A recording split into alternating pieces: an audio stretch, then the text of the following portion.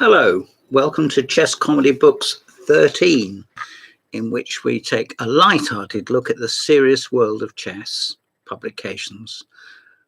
In Chess Comedy Books 11 and 12, I looked at some books by Scottish masters, grandmasters, and I'm going to conclude this particular theme tonight, I think. The first book I want to look at, there it is, Scotland's Chess, it says. Centenary book. This was written in 1984, nothing to do with George Orwell. And it is by Craig Pritchett and M.D. Thornton. I don't know M.D. Thornton. I think I knew his cousin. It says Secretary of the Scottish Chess Association. An unequalled commitment. And Craig Pritchett, I've mentioned before, you'll know his name anyway, I would like to think, an international master.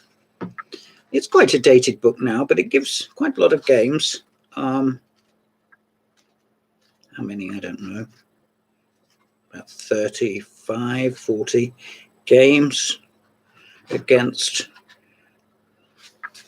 various foes.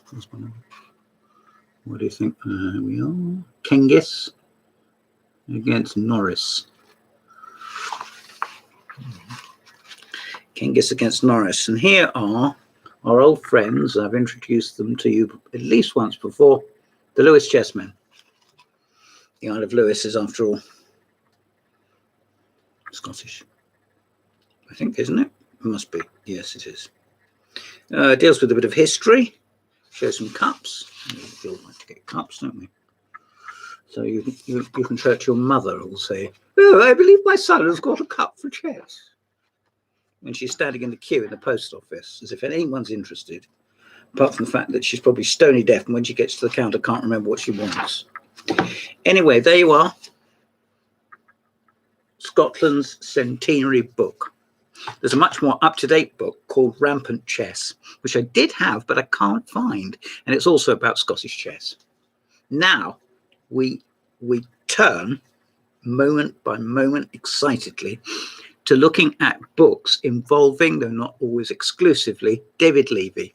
David is back in the chess world after an enormous break. I'd like to think we've missed him. Perhaps we haven't, but I think we should have done. I think we should have done. Here is one of his books he wrote so long ago. It's How to Play the King's Indian Defence, and he wrote it with his friend Kevin O'Connell. It's quite a small book, but it does contain a lot of basic information about structures, pawn structures.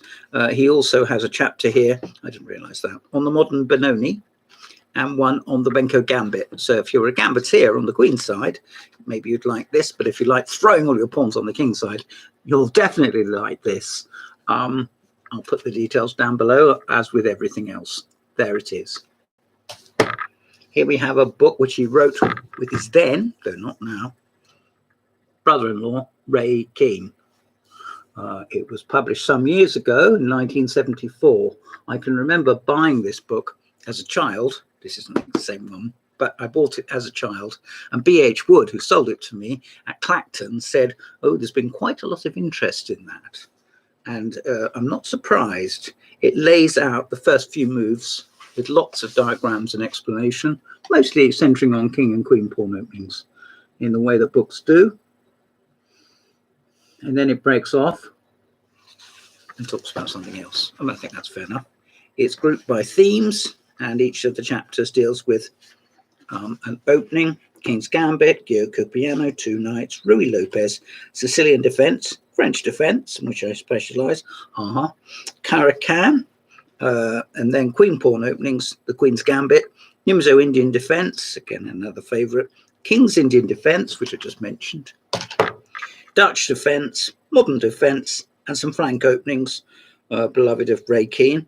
And then it talks about some other openings. And there's an opening chapter, it doesn't say this, but it is written by David's wife at the time, who was also sister to Ray. She is Jackie eels now. Now here is an enormous book. My God, look at this. This is an attempt to put together all the games published between 1485 and 1866. Now, if you know why those are defining dates, you're doing awfully well. 1485 was the date that the Tudors came to the throne after the Battle of Bosworth Field. And 1866 was the date that Steinitz played a match against Zukertort for the World Championship, although Steinitz didn't assume the title immediately. In the estimation of some, he had to wait considerably longer. But nevertheless, this has very small text, but it is in algebraic notation, figurines, and is absolutely amazing. When Oxford University Press bought this out, they were considering doing one every so often and building right up into the present day. After the first one, I'm Sorry, which came out in about 40 years ago, possibly 14 years exactly. I think I inherited some money when my grandmother died, and I bought this in Guildford, I think for about £30. The price here is 35, which by modern standards, and it's no longer in print, but by modern standards is amazing. It's not everyone's idea of wanting to know what happened in London 1847 or something, but on the other hand, if you're interested in the world of Steinitz, the time of Staunton,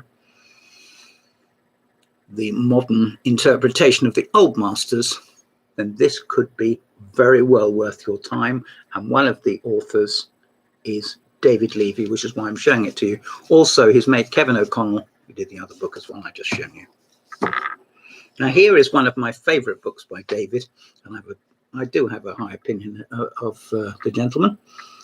There it is, Play Chess Combinations and Sacrifices. This was published by Oxford University Press, and it's one of the books they brought out in a series, and it's absolutely fan-dabba-dozy. It really is good. I mean, a friend of mine who is a chess master says this is a good book. Well, I'm not a chess master, but I think it's a good book too. Deals with a number of themes: sacrifices to get at the king, sacrifices in specific openings, for example, the Sicilian, which we're just about to come on and discuss in more detail in a minute. How to play the sacrifices, in other words, the sort of things you should be looking for, possibly fairly early in the game. It's all very well to sit at the board, very pleased to meet you, start the clock, everyone goes quiet. Well, you hope they go quiet. Sometimes they don't go quiet. But anyway, you hope that they do. Very early on, you may be thinking, well, I can fall asleep for the first half an hour. Nothing exciting is going to happen. Don't you believe it? You read this book, you'll see any amount of cut and thrust. You'll see patterns emerging and trends reoccurring. Line opening, blocking combinations, decoy combinations. You name it, how to play combinations. There's another one. All sorts of lists, which could be useful checklists for you when you're preparing or reading more up-to-date books. I don't know. It's a really nice little book. When it came out, it was £4.95. Well, now I would think it's worth about 20 quid. But if you can get it on eBay, you possibly can, or it's still in your local library, which we closed at the moment, you snap it up. I recommend it very strongly. Now, from a good book to a brilliant one. This is one of the many, many books that were produced by Batsfords from about 1968, and they're still producing them over 50 years later. Most of the Batsford initiative was taken, not all, by Bob Wade, who is no longer with us, an international master, originally from New Zealand. He came across here after the war, and he stayed and he stayed. And his contribution to literature, and it made Batsford's a worldwide success in the chess world, is massive. I don't know how many chess books Batsford's produced, but if you see books with white covers like this, you will know it's an old-fashioned Batsford. There it is. It's distinctive. It's also quite modest. There it is. There it is. This one is called Sacrifices in the Sicilian, and it deals with such themes as sacrifices, say bishop takes e6, f takes e6, knight takes e6, or bishop takes b5, something like that, check. A takes B, knight takes B5, with the idea of screwing the knight. You're a piece down, but you may be caught, your opponent in the center. He hasn't been able to castle. He probably hasn't been able to catch his breath, to be honest. This book is one of my all-time favorites. I mean, most of those I talked about here are good. No point in talking about them if they aren't, really, is there? But this will blow your socks off. It's really fascinating. And although the explanation is detailed, I mean, he's an international master, David, even though it's detailed, he doesn't blind you with science. He explains it. And after all, if you don't get it, you can pass on to the next one. Or conversely, you can ignore it, can't you, really? This is in descriptive notation, but I think it was converted into algebraic. It's got examples from Botvinnik era, game by Bobby Fischer, I think. Surprisingly, I'm trying to see if there's one game by him against Andrew Whiteley. Some authors just go sort of, they put all their games in. Well, David's not like that. But even if he was, I would recommend this very, very strongly. He was Scotland's first international master. He tended to ally himself more with talking about computers. And as a result of that, today, amazing coincidence, I was about to talk about David anyway, because I was talking about Scottish chess masters. I found a magazine down in Smith's, and I bought it, not knowing there was anything in there about by him. And there is. It's about a book he wrote in 2008 about sex and robots and the linking of the two. Well, it's David, it's 13 years later, and I only hope that you know more about these matters than I do. I haven't mentioned it here because we tend to concentrate on chess, but I have mentioned it on my Facebook. And if you're interested, I can send you the details, or you can look at I think the magazine is called The Critic. Again, I've mentioned it, but not here. This was one of the first he wrote, The Sicilian Dragon. He was interested in this as a teenager in the 1960s. It says it's one of the most interesting, complex, double-edged and difficult openings to play as black or to meet as white. I certainly agree with that. The first 5 moves, black sets up a kingside fianchetto, probably castle short. The opponent might castle long, start throwing the pawns, and my goodness, it starts to get exciting. This has got so much love in it, so much detail. It was, even at the time, very, very heavily criticized. So what I'm going to say to you is, although I'm delighted to show it, you need to leaven this with a little bit of research and updating. This was written the best part of 40 odd years ago. He dedicates it to Uncle Phil. This was written in 1972. So that's a very, very long time ago, nearly 50 years. And the last book I'm going to look at least for now, is this. This is not one of David's best known books.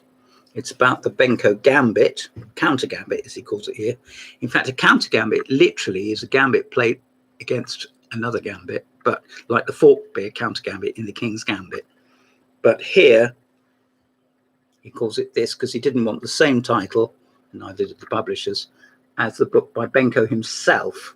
Well, this is a lot more supercharged than Benko's book. It's quite small, isn't it? You'd think, well, small book, but it packs quite a punch. 22, is it? 22 chapters, yes. moves in algebraic figurine. There you are. All highly intelligible and good fun.